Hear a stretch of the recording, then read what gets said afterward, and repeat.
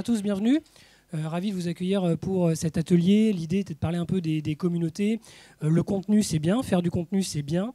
Je ne vais pas dire que c'est facile, mais ça se fait. Et l'idée était plutôt ici de voir qu'est-ce qu'on va faire de ce contenu une fois qu'on l'a produit. Avant de commencer, je vous présente Alma. Bonjour Alma. Bonjour.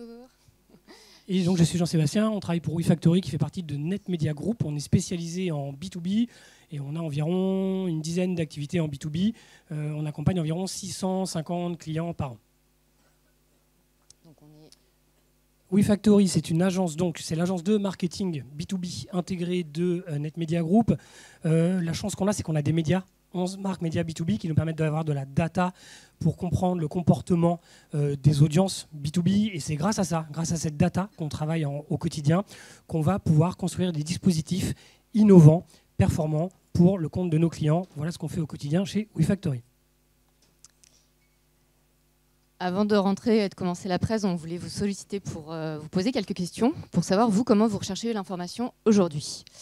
Donc, le premier levier, est-ce que ceux qui ont été voir un site spécialisé dans les 3 derniers mois peuvent lever la main? OK.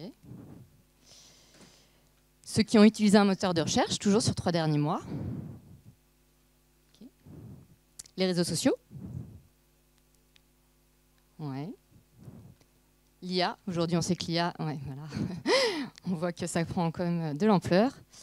Et des événements. Donc là, on est tous là aujourd'hui, donc j'imagine que vous êtes tous là pour rechercher de l'information.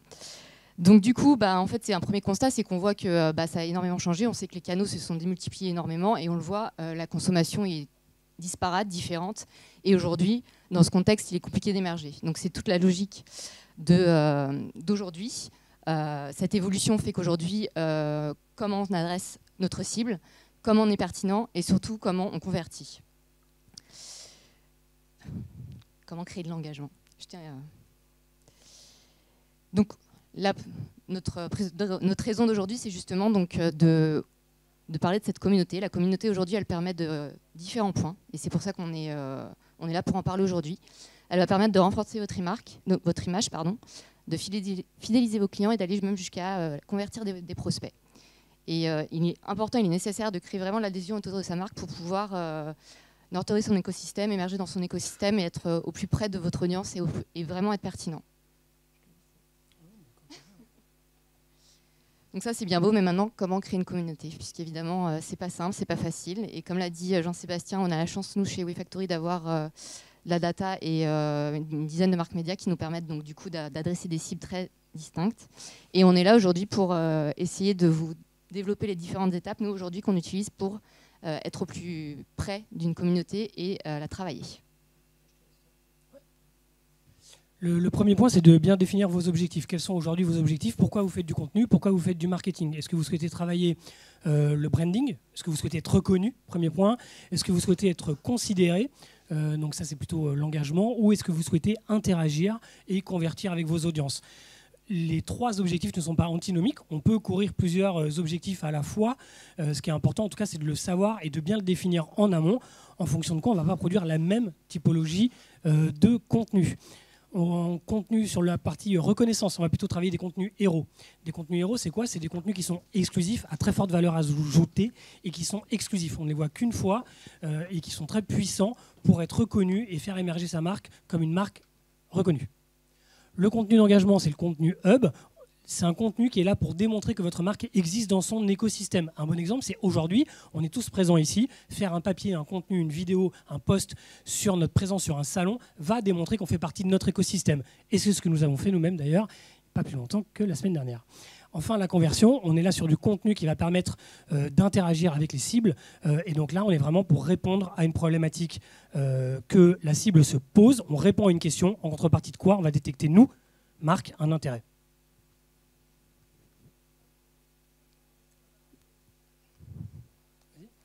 Toujours dans cette première étape, en fait, c'est important de le croiser avec les attentes de sa cible. C'est bien de savoir, nous, comment on veut se positionner, mais évidemment, si ce n'est pas pertinent pour la cible et c'est à côté, ça n'a aucun sens. Donc, pour connaître les attentes de sa cible, différents points également.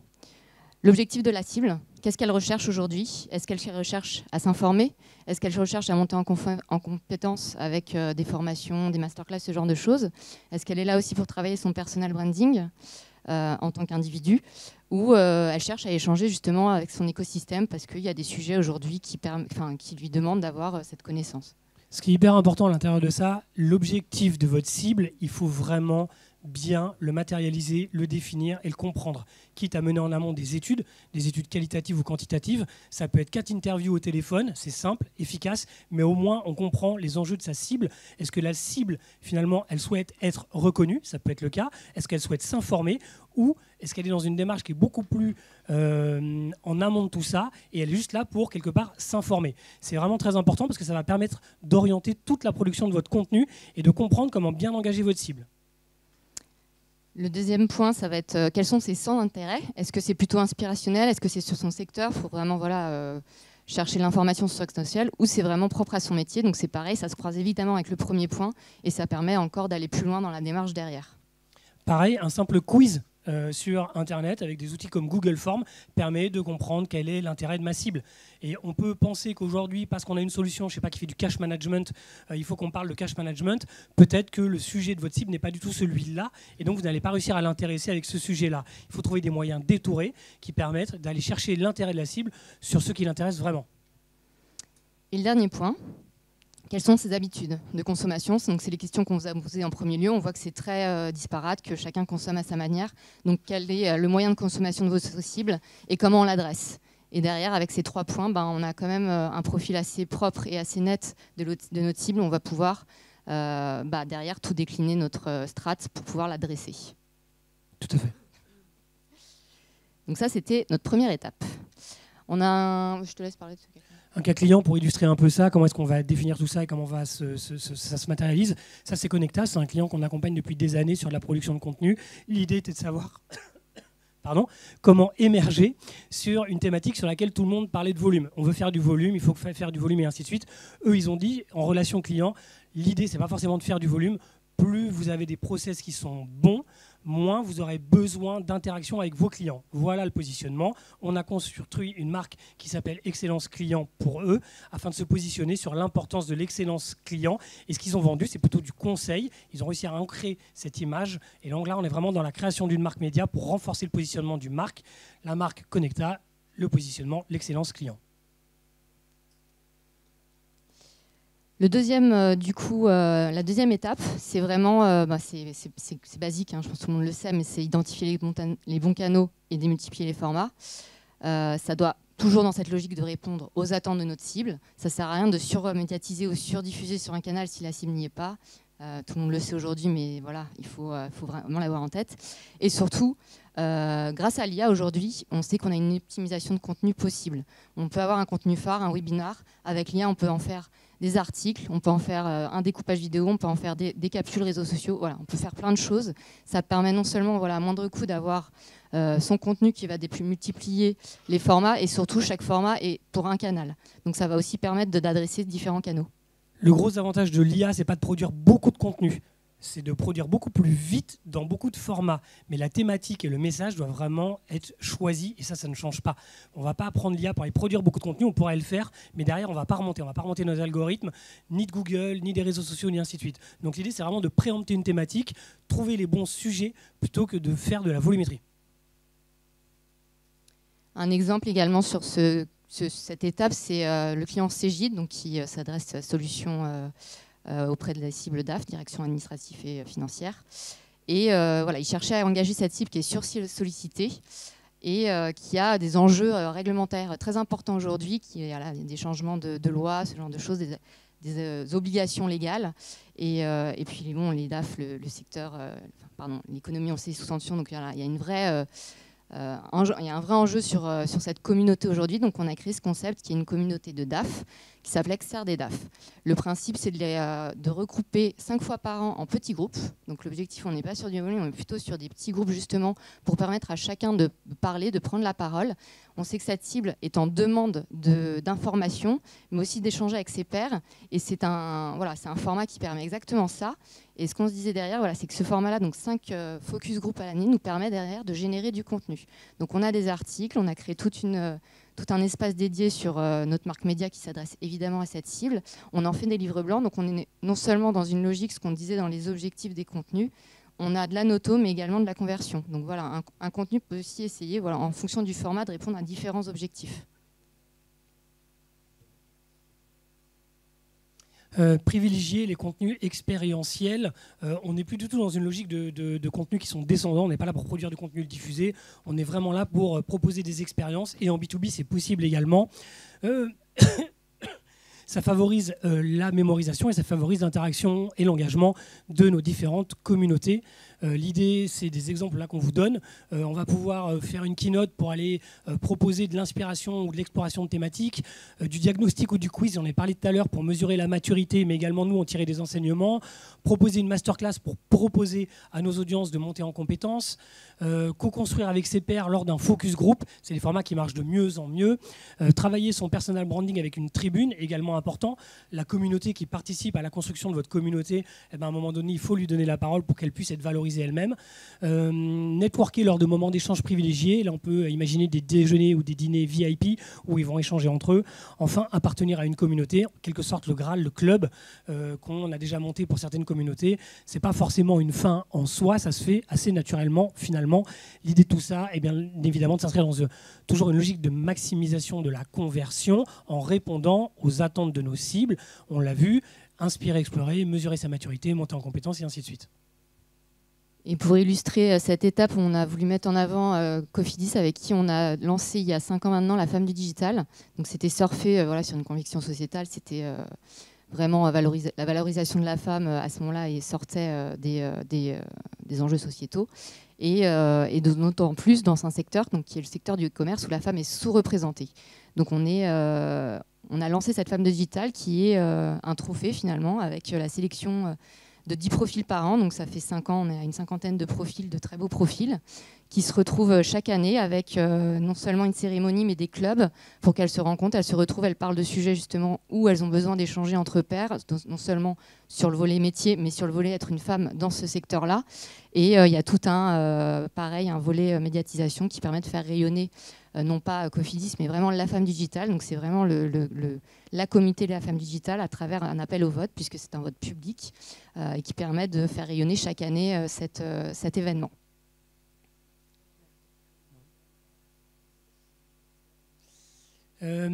Pour que la communauté soit pérenne, il faut l'alimenter. Donc voilà, quelque part, on a demandé à la communauté ce qu'elle voulait, on a produit des contenus qui sont adaptés, qui répondent à nos objectifs également à nous.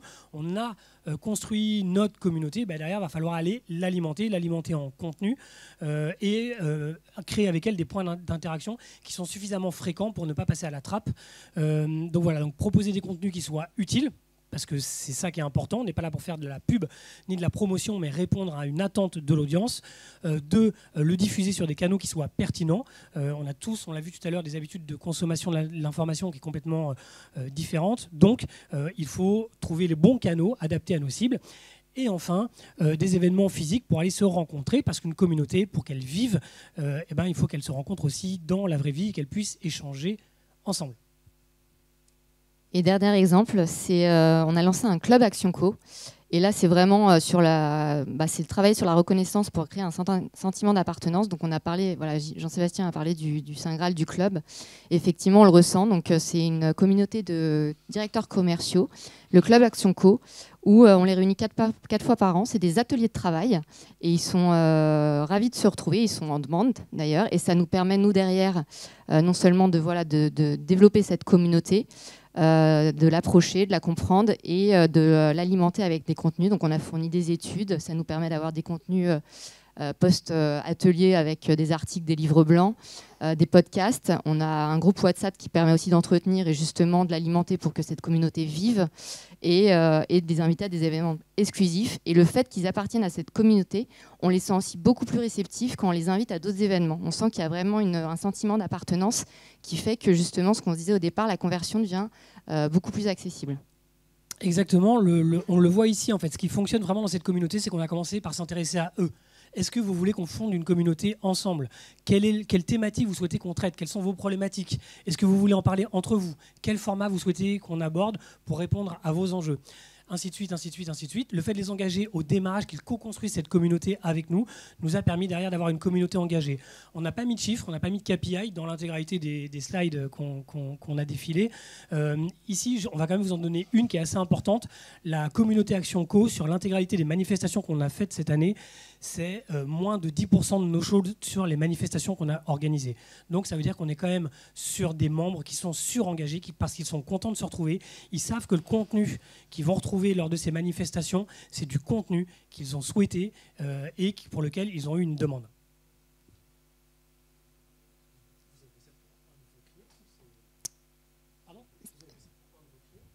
Ça, c'est pour nous. Ouais. Voilà, on est allé vite parce qu'on a peu de temps, mais en gros, voilà les 4 étapes pour nous qui nous semblent clés pour développer et créer sa communauté et l'entretenir. Donc on a remis les 4 points, définir ses objectifs et les attentes de sa cible, en point 1 qui va déterminer toute la suite de sa communauté, identifier les bons canaux et démultiplier les formats. Avec l'IA, on le sait aujourd'hui, ça favorise et ça simplifie la démultiplication. Les contenus expérientiels, et derrière, évidemment, si une communauté elle existe et qu'elle n'est pas animée, ça ne sert à rien, elle mourra toute seule, donc l'importance de l'alimenter derrière. On a 5 minutes du coup pour des questions, si vous en avez. Oui.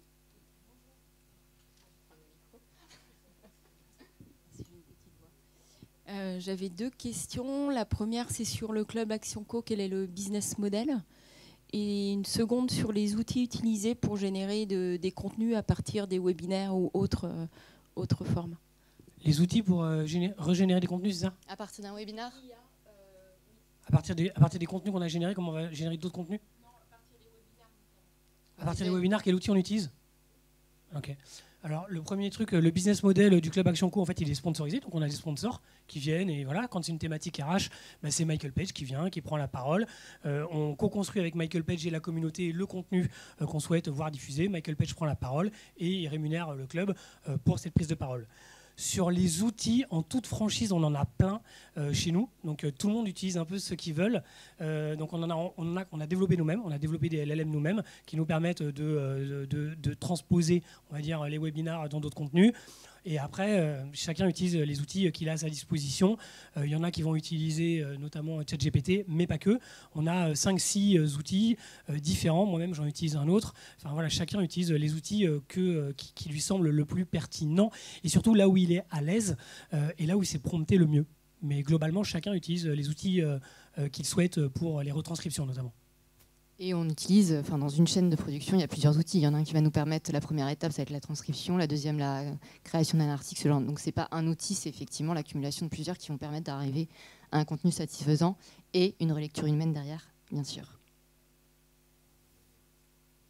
Est-ce qu'il y a d'autres questions ?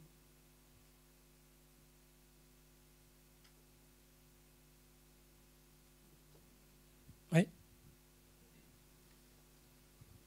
Oui, bonjour. Pour animer les communautés, vous utilisez des sites dédiés que vous montez ou vous avez d'autres cercles, des LinkedIn Group, des trucs comme ça que vous utilisez? Je pense que je peux le faire à nouveau. C'est une très bonne question. En gros, on va demander à la communauté ce qu'elle veut.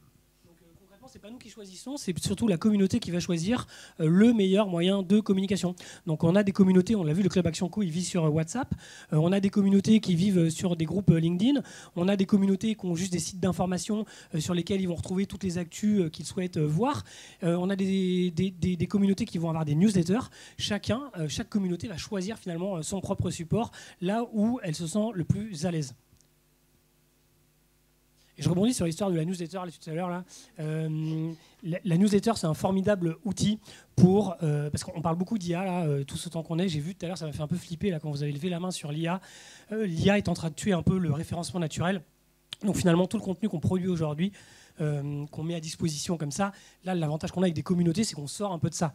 On n'est plus en recherche, on a créé une communauté, on n'a plus besoin. Mais pour le SEO, qui est une part notamment significative normalement de la génération de vos trafics, le SEO va... baisser drastiquement et matériellement dans le cas... Ah, vous n'êtes pas d'accord ? Je suis SEO, donc je peux pas être d'accord. Sur le fait que le SEO diminue ? Le SEO se réinvente, comme tout... Mais sur les LLM, du coup. En fait, si on fait du bon SEO, on fera du bon GEO, on fera du bon quelque chose, mais il restera toujours quelque chose. Il reste quelque chose, mais aujourd'hui on sûr. le voit, l'IA va avoir un impact quand même sur le SEO. On voit que le social a aussi un impact sur le SEO et ainsi de suite. Et donc la newsletter, on en parle, quelqu'un en parlait beaucoup mieux que nous, mais c'est vraiment un formidable outil. Aujourd'hui, je vous encourage tous à le faire. À partir du moment où vous avez une production de contenu qui est suffisante pour aller générer et tracter de l'audience. Nous, on a des sites médias. Aujourd'hui, environ 30% de nos audiences sont générées par nos newsletters.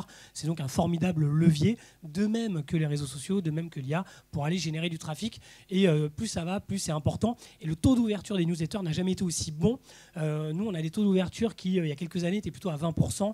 On arrive maintenant à des taux d'ouverture qui sont plutôt à 30-35% très fréquemment parce que c'est quelque chose qui est attendu. Donc voilà, donc la newsletter est un formidable outil pour alimenter sa communauté. Oui. Pardon, je suis un peu arrivée en cours de route, mais quand vous parliez de faire des clubs ou d'animer les communautés, etc., vous parliez de petits groupes. Vous avez une idée un peu de combien de personnes, enfin, est-ce que vous avez optimisé ça en fait ?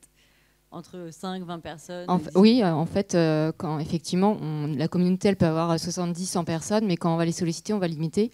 Il y en a où on va être 10 max, il y en a où on sera 20, 25, mais par contre, quand il y a des ateliers, on les découpe en 10 max, justement pour que vraiment ils participent et ça soit pas juste je m'assois dans une salle et j'écoute. L'objectif, c'est les faire travailler ensemble, ils viennent pour ça et ils sont contents d'être là. Donc effectivement, on limite à 10-15 personnes en atelier de travail, en co-construction d'échanges, tout à fait. Ouais, complètement adapté au format. On le voit aujourd'hui, on est capable finalement d'être, je sais pas, peut-être 30, 40 dans la salle pour une manifestation comme aujourd'hui, c'est très bien.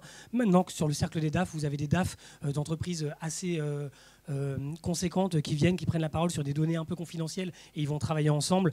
7 personnes, c'est le max.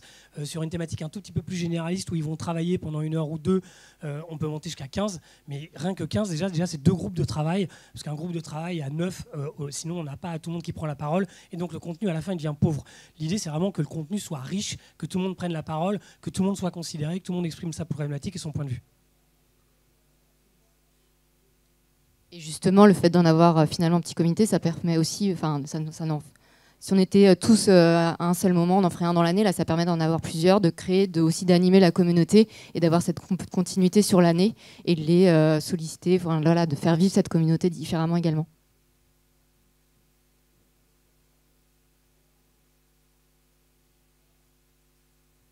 Merci beaucoup. S'il n'y a plus de questions. S'il n'y a plus de questions, merci beaucoup. Pour les retardataires, si vous voulez qu'on vous badge. Si vous voulez qu'on vous envoie la présentation, n'oubliez pas de vous faire biper. Voilà.